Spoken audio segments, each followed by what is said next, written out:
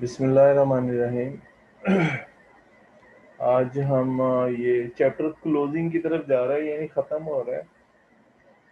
उम्मीद आज या कल ये चैप्टर ख़त्म हो जाएगा, फिर नेक्स्ट चैप्टर हम शुरू करेंगे। लेकिन जो कंप्यूटर वाला चैप्टर इसमें दिया हुआ है वो आपके कोर्स में निकाल दिया है इस दफ़ा। सिर्फ एक चैप्टर बच गया है, इसके बाद कोर्स आपका ख़त्म हो जाएगा। और वो जो न्यूक्लियर फिज़िक्स वाला चैप्टर है वो पूरा ही है। और जो इससे पहले चैप्टर है इंफॉर्मेशन टेक्नोलॉजी, कंप्यूटर वाला चैप्टर है, वो नहीं है, ख़त्म कर दिया इस दफ़ा। अगली दफ़ा देखो, जाहिर है ऐड हो जाएगा।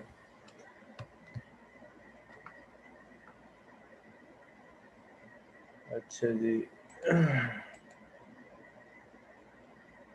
समरी इस चैप्टर की: electronics is the that branch of applied physics which deal with the control of motion of electron, जो डील करती है इलेक्ट्रॉन की मोशन को कंट्रोल मैनर में डिफरेंट डिवाइसेस, मुख्तलिफ डिवाइसेस में फॉर वेरियस यूजफुल पर्पस, हमारे मुख्तलिफ काम करने के लिए। The process of emission of electron from the surface of hot matter is called thermionic emission। जो प्रोसेस है इलेक्ट्रॉनिक्स इलेक्ट्रॉन का from the surface of hot metal, emission of electron, electron का खारिज होना हॉट मेटल से, इसको हम thermionic emission कहते हैं। क्या कहते हैं? Thermionic emission। ये आपके टॉपिक निकाल दिया कैथोड वाला, इसको आप रहने दें। Beam of electron emit from cathode surface can be deflected by electric and magnetic field। तो ये तो आपने पढ़ा हुआ है ना। Beam of electron cathode surface से निकलती हैं और इलेक्ट्रिक और मैग्नेटिक फील्ड असरअंदाज इस पे होता है। ठीक है, इलेक्ट्रिक फील्ड भी आपने देखा था लेक्चर में, मैंने बताया था। अच्छा, those quantities which changes continuously with time is known as analogue quantities. ऐसी मिकदारें में मुसलसल तब्दील होती रहती हैं, इसको एनालॉग मिकदारें कहते हैं हम। ठीक है। And the quantities which changes in discrete steps are called digital quantities. जो फास्ट स्टेप्स में तब्दील होती हैं मिकदारें, उनको डिजिटल क्वांटिटीज कहते हैं। Electronic devices have become integral part of our daily lifes. कहता है ये ज़रूरी हिस्सा बन गई हैं इलेक्ट्रॉनिक चीज़ें। मोबाइल तो ज़ाहिर है सबके पास है, मोबाइल में आप टीवी भी आ रहा है उसमें। आजकल कंप्यूटर का काम भी मोबाइल से लिया जा रहा है। ठीक है। और इसके अलावा बाकी वीडियो कॉल ये वो तो वो आपको तो पता ही है ना।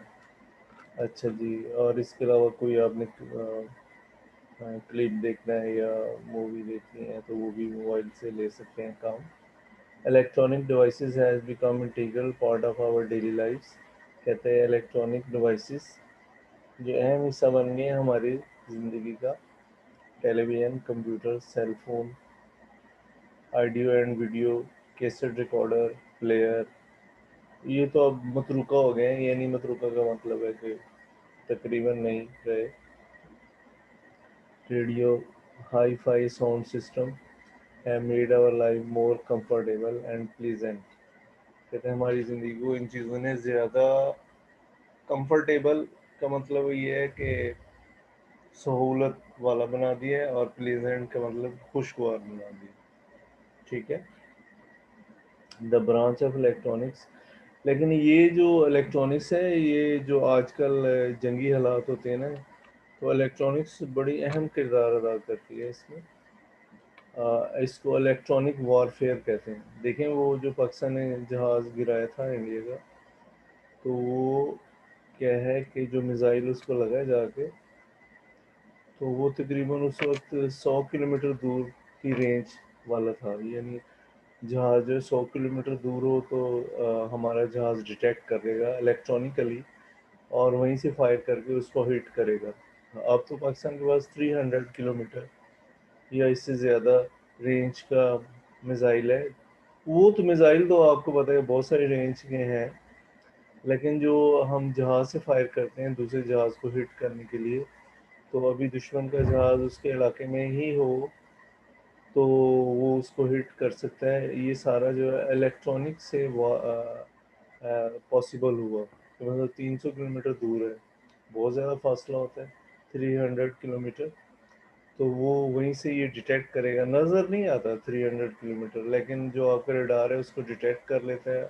और वो फिर इसको जो है ना वो वेरीफाई करता है, शिनाख्त करता है कि अपना जहाज़ है दुश्मन का है। अपने जहाज़ को हिट कर दे, जैसे इंडिया वालों ने अपना हेलीकॉप्टर खुद गिरा दिया था, याद होगा। तो वो फिर अगर आप उसको हिट करेंगे तो पहले उसको पहचानना पड़ता है। वो भी हम इलेक्ट्रॉनिक से हम पॉसिबल होता है कि ये हमारे जहाज़ है, ये दुश्मन का है। तो वो फिर पहले पहचानेंगे, फिर उसको हिट करेंगे।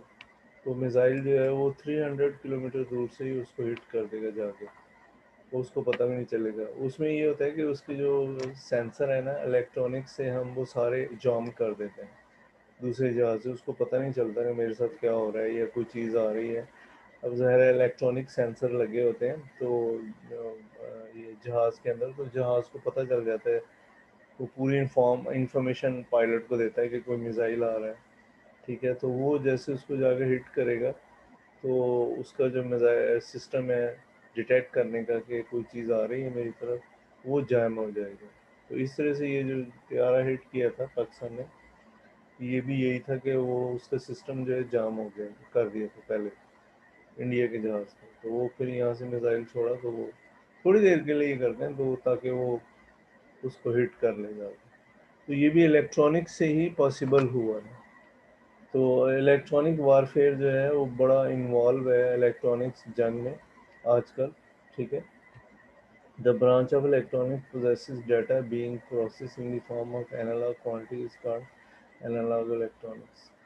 अब वो इलेक्ट्रॉनिक्स की ब्रांच जो डाटा को प्रोसेस करती है एनालॉग मकदारों में, उसको हम एनालॉग इलेक्ट्रॉनिक्स कहते हैं। The branch of electronics that which poses the data being provided in the form of digits, जो डिजिट की फॉर्म में प्रोवाइड करते हैं, 1 0 की फॉर्म में, is known as digital electronics. इसको हम डिजिटल इलेक्ट्रॉनिक्स कहते हैं। ठीक है,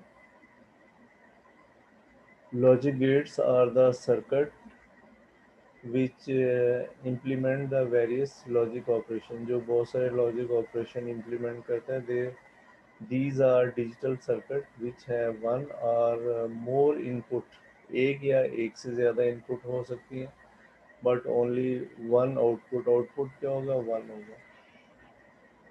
देर are three basic logic gate, AND OR NOT gate, तीन बेसिक हैं, बाकी हम बना सकते हैं। तो ये भी और भी बहुत सारी चीज़ें इसमें बन सकती हैं। ये तीन बेसिक है। ठीक है, और बाकी ये नैंड, आपको पता है कि हमने एंड और नॉट को मिलके बनाया है। नॉर गेट भी हमने क्या है, और नॉट को मिलके बनाया। इस तरह और भी कम्बिनेशन बहुत सारे होते हैं जो हमें सर्किट की रिक्वायरमेंट्स पे डिपेंड करते हैं। इन्हीं गेट तीनों को मिलाएंगे या तो वो आगे बढ़ता जाएगा सिलसिला। ठीक है, the AND gate is a logic gate that give us output of 1 only when all the input are 1। AND gate आपको पता है कि तमाम इनपुट 1 हो, तो वो फार्मूला ये है, आपको पहले भी बताया हुआ है, A डॉट बी। तो आप मल्टीप्लाई करते जाएं ज़ीरो को तो सारा ज़ीरो होता जाएगा। ठीक है, अच्छा, OR gate is a logic gate that give output 0 only when all of its input is 0। तो ये हमें आउटपुट देगा जब तमाम इनपुट जो है इसकी क्या हो, 0 हो। क्लियर? अच्छा जी, the not gate is a logic gate that give output that is opposite to state of input. Input के अपोजिट होगा आउटपुट। तो आपको पहले भी मैंने बताया, ये इसका फार्मूला।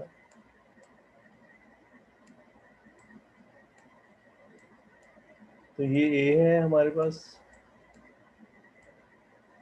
ठीक है, तो ये जो है ए कॉम्प्लीमेंट आएगा इसका। क्या आएगा? ए कॉम्प्लीमेंट आएगा।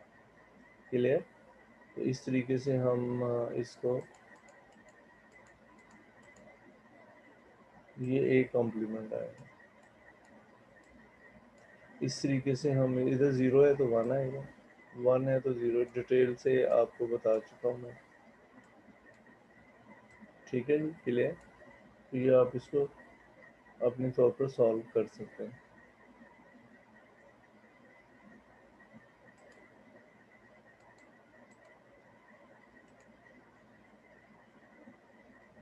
अच्छा, truth table are table which give the value of input and output of the basic type of logic gates or combination of such gates. कहते हैं और ट्रूथ टेबल जो है या तो input output of basic gates होती है या इनका कॉम्बिनेशन होता है, यानी जैसी हमें सर्किट में रिक्वायरमेंट्स हैं उसके मुताबिक हम ट्रूथ टेबल बनाएंगे। तो कोई ऐसा मसला नहीं है। आप मसलन मैं एक फार्मूला आपको लेके देता हूँ इधर। मसलन हमारे पास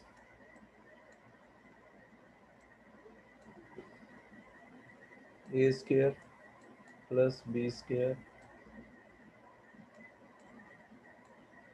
प्लस 2ab, ठीक है। अब इसका हम आउटपुट लेना चाहते हैं, चलो एक्स है। और भी होते हैं, ये तो मैंने वैसे ही बता रहा हूँ आपको, बेसिक सी चीज़ बता रहा हूँ। ठीक है, क्या करते हैं हम इसका आउटपुट लेते हैं।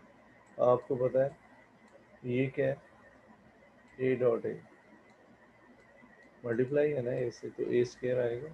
पहले भी मैंने एक दिन बताया था शायद। और ये क्या है, B dot B, B dot B. तो आगे क्या है, ये वाला ए बी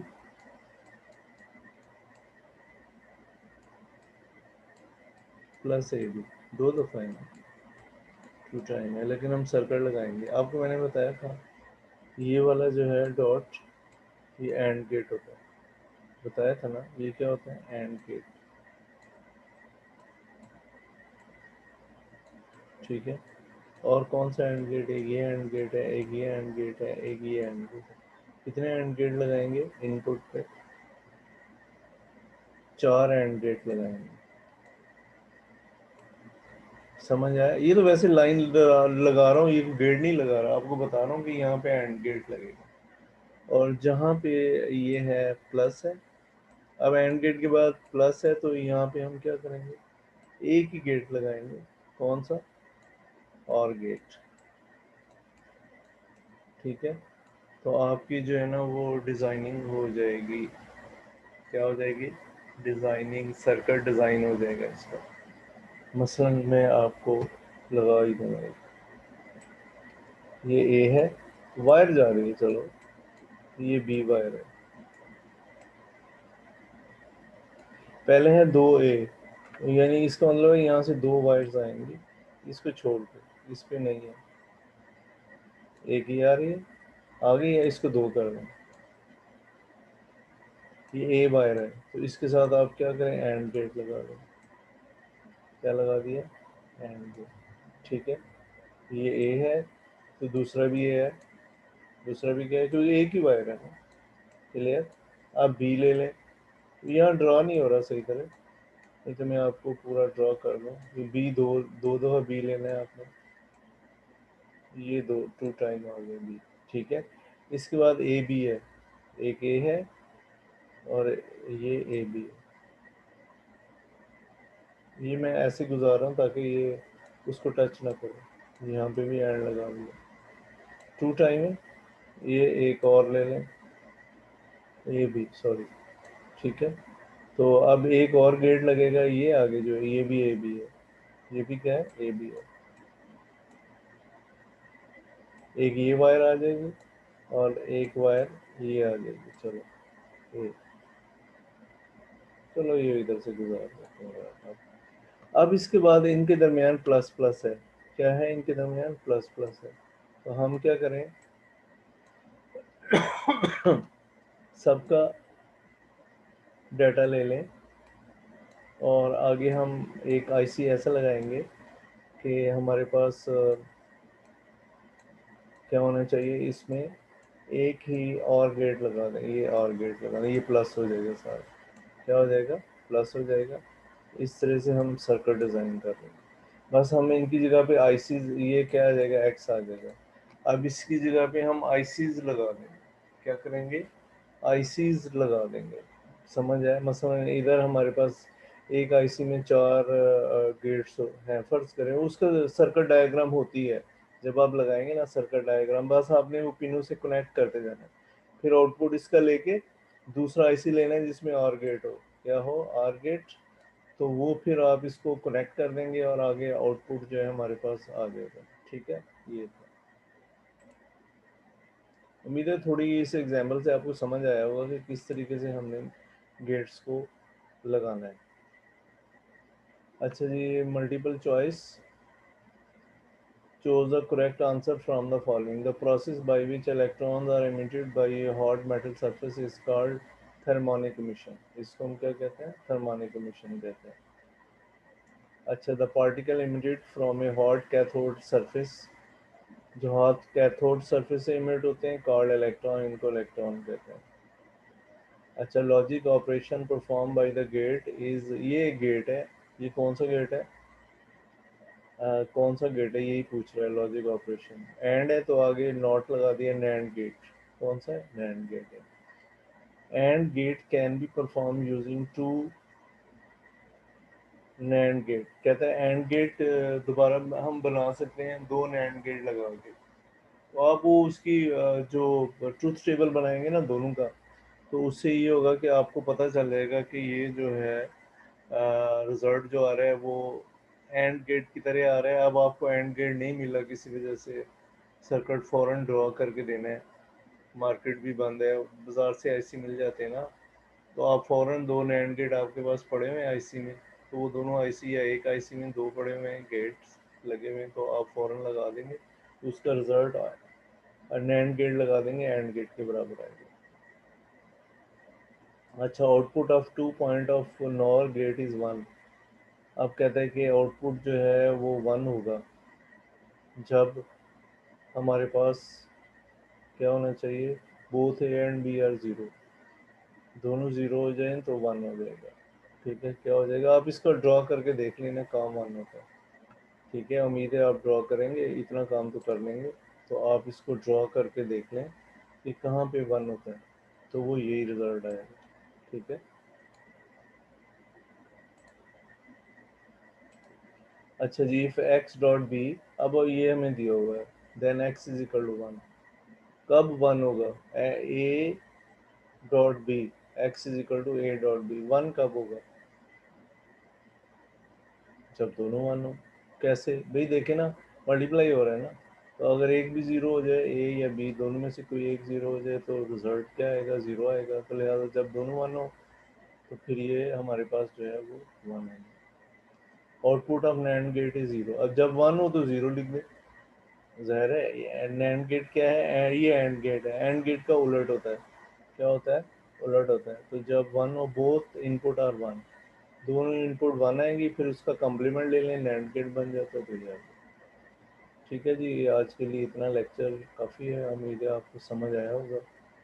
और कोई आपने क्वेश्चन रेज करना है तो कर सकते हैं। जी बच्चों, कोई क्वेश्चन बच्चों आपने पूछना है तो पूछ सकते हैं। कल मैंने पूछा था, कुछ बच्चे, एक दो बच्चे कहते जी आप लेक्चर जारी रखें बेटे, ऐसे नहीं टीचर से बात करते। टीचर आपको कुछ बताने के लिए आया, अब हमारी मजबूरी है, अभी स्कूल नहीं है, हम यहाँ पे आपसे पढ़ा रहे हैं। आप याद करेंगे तो आपका फ़ायदा है, नुकसान नहीं है इसमें। ये अब नहीं तो कहीं ना कहीं आप जब ज़िंदगी में एजुकेशन जारी रखेंगे आपको काम आएगा। इसलिए टीचर से अच्छे तरीके से बात करें, ये ना हो कि आप टीचर को अच्छे तरीके से बात नहीं करें। चलें, थैंक यू वेरी मच। अगर आप कुछ नहीं पूछते, अस्सलाम वालेकुम।